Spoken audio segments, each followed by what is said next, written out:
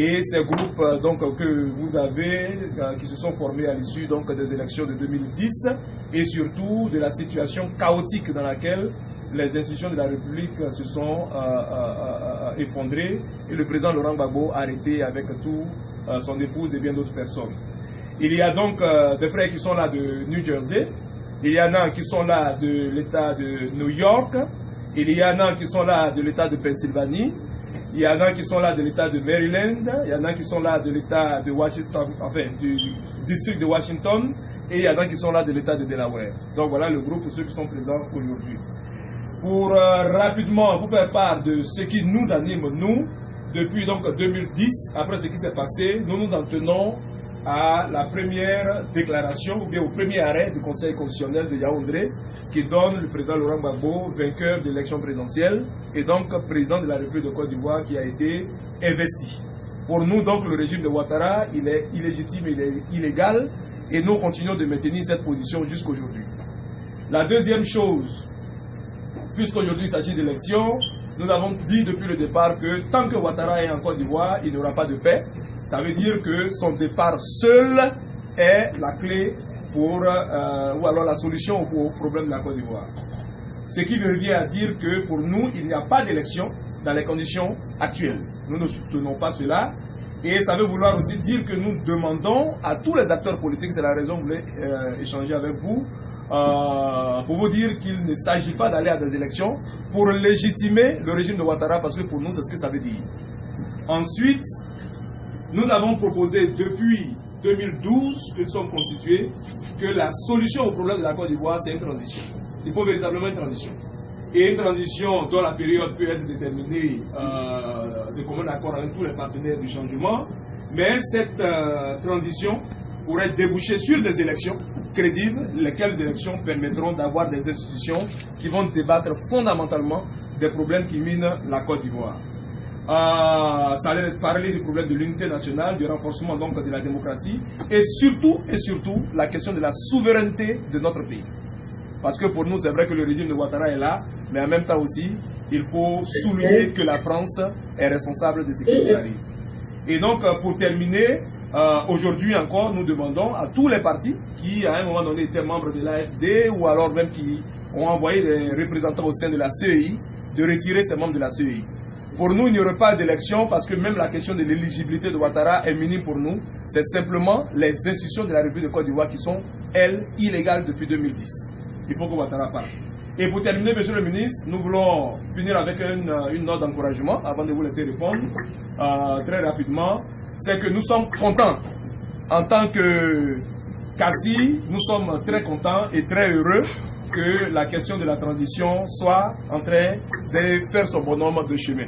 Donc, monsieur le ministre, nous allons vous donner environ 5 minutes pour répondre à cela, puisque nous avons aussi quelqu'un que nous devons entendre, les acteurs politiques sur le terrain.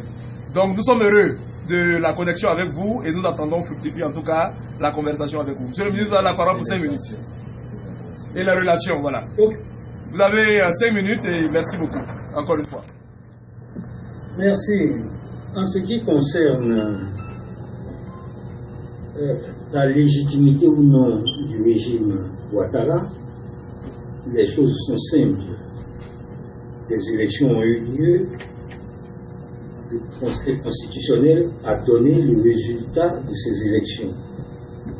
Ce Conseil constitutionnel présidé par Yaoundé a déclaré Gbagbo vainqueur et il a prêté serment. Ça, c'est le droit de l'institution. Le reste, c'est de la politique politicienne. Là-dessus, donc, nous sommes tout à fait d'accord. Ceci étant, M. Ouattara est le chef de l'État. Vous notez bien que je ne dis pas le président de la République, il est le chef de l'État. C'est un fait aussi que vous ne pouvez pas ignorer. Ce qui est dommage dans cette affaire-là, c'est qu'ils ne prennent pas la pleine mesure de la situation et qu'ils n'engagent pas le dialogue avec son opposition pour trouver des solutions qui puissent permettre à la Côte d'Ivoire de sortir de l'ornière. C'est ça qui est dommage. Alors vous dites que pour vous, il est hors de question d'aller à des élections. Il arrive des moments dans l'histoire d'un peuple, dans l'histoire des hommes, où il y a des responsabilités à prendre. En tant que chef de parti, je ne participerai pas à des élections, comme on dit chez nous ici. Ça, c'est sûr, c'est ma réponse. En ce qui concerne la CNC dont je suis le porte-parole, je suis autorisé à dire que la CNC est sous-tendue par une charte et des protocoles d'accord. Dans ces protocoles, nous demandons un certain nombre de choses avant qu'on puisse aller à des élections. Et nous avons expressément mentionné que cela conditionne notre participation aux élections. Donc là-dessus aussi, vous voyez que ma position en tant que chef du parti et celle de la CNC ne sont pas tout à fait différentes. Tous stratégie. S'il se trouve des Ivoiriens, chefs de parti, qui veulent aller dans des élections, dont ils ne savent pas s'ils vont jouer au football, au volley, au handball ou à la natation, c'est leur problème, c'est leur droit. Sauf qu'un jour, l'histoire leur réclamera des comptes. Et c'est ce que les hommes politiques oublient la plupart du temps. Ils pensent que parce qu'ils sont votés dans un fauteuil, qu'ils ont le pouvoir, tout est terminé. Milosevic, regardez les Sénats, rien n'est définitivement fait, surtout en politique. Donc là-dessus aussi, nous partageons la même analyse. De toute façon, vous savez, on se croit fort et on se croit invincible jusqu'au jour où on se rend compte qu'on n'est pas fort et qu'on n'est pas invincible. Si nous sommes sur le dialogue, je vous l'ai dit tout à l'heure, c'est parce que nous aimons ce pays. C'est notre pays. Nous ne voulons pas avoir l'attitude de quelqu'un qui a construit une très belle résidence et puis a des jaloux à côté et puis vient avec des bidons et veut faire des palabres. Mais si vous êtes bête, vous faites des palabres avec eux dans votre maison. Quand les bidons vont verser l'essence et puis vont y mettre le feu, vous verrez qui aura perdu. C'est ça. Nous, la Côte d'Ivoire, on l'aime, c'est notre pays. On ne veut pas brûler ce pays-là. C'est pour cette raison qu'on dit asseyons-nous et discutons. Asseyons-nous et discutons, ça ne veut pas dire qu'on est faible, ça ne veut pas dire qu'on est peureux, ça veut dire qu'on est sage. Ça veut dire que dans la société, il y a des contradictions, et pour résoudre ces contradictions, il faut parler, il faut trouver des compromis. Voilà ce que je peux vous dire par rapport à vos préoccupations. Vous savez, M. Ouattara est en Côte d'Ivoire, il est le chef de l'État, et quelquefois on arrive à se poser la question de savoir si vraiment il veut le bien de ce pays. Parce que ce qui se passe, tout le monde le voit. Tout le monde voit qu'on est en train de foncer droit vers le précipice.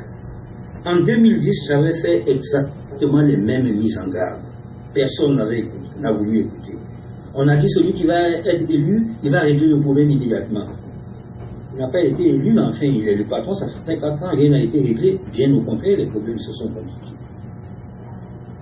Quel est l'appel que je peux vous lancer? Vous êtes à l'extérieur. Et c'est sur l'extérieur que ces gens comptent pour faire ce qu'ils sont en train de faire. Parlez avec nos amis de l'extérieur. Dites-leur la vérité sur la Côte d'Ivoire et non ce qu'on veut leur faire croire. Il est encore temps qu'on s'asseye et qu'on discute. Si on ne s'assoit